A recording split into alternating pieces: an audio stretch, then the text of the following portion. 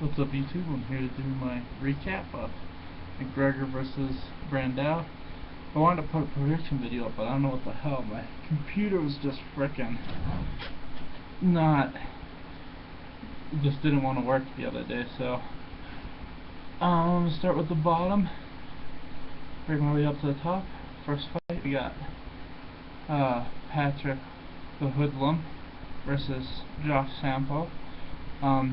I did pick, aside from the Ian McCall fight, I picked all the European guys to win, so,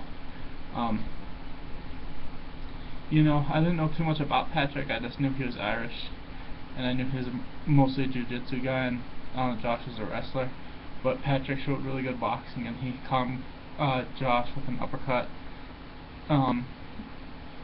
Almost got caught in an armbar when they were grappling on the ground, but then Patrick got out of the armbar, took Josh's back and submitted him with a rear naked choke. The fight after that was Nikita Krylov versus Cody Donovan, and you know, it was really back and forth. Neither guy is really the greatest fighter ever. They both showed what they're good at, which is basically kickboxing and jiu-jitsu.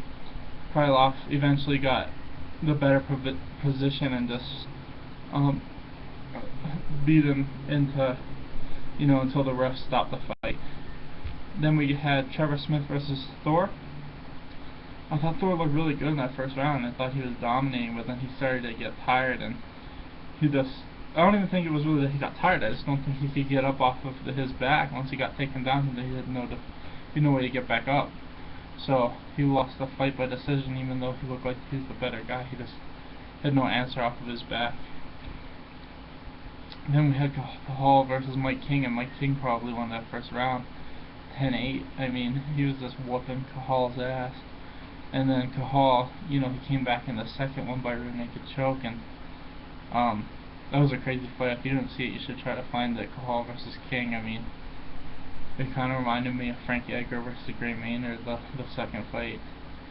Next we got Neil Speary versus Phil Harris. It's basically what I thought was going to happen. I thought Neil was going to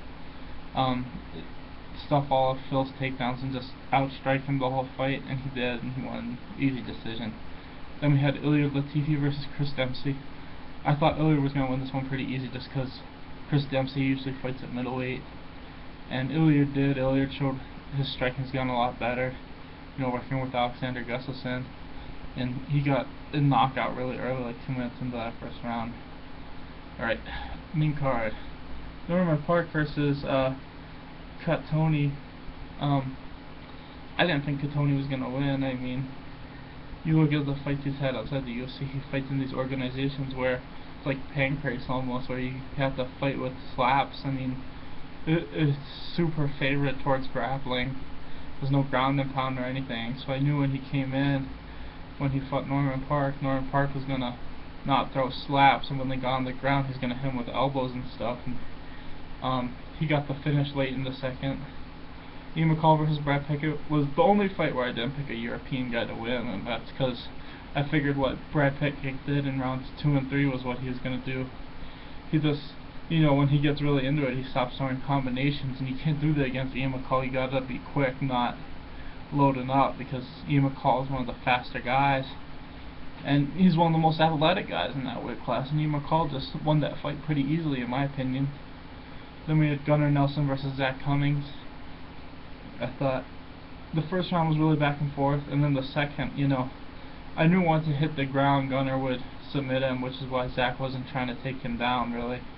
And sure thing, Gunnar went for a guillotine, pulled Zach down, took his back, choked him out with a rear naked choke. Then we had Conor McGregor versus Diego. Diego, the worst gas tank I've ever seen. Can't even fight one round.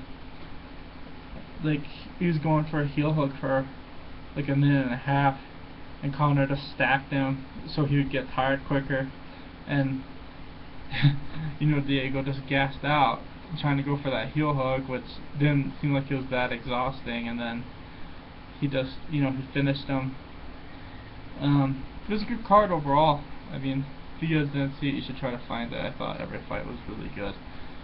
I will put my prediction video up for Lawler versus Brown. Thanks for watching. Please like and subscribe.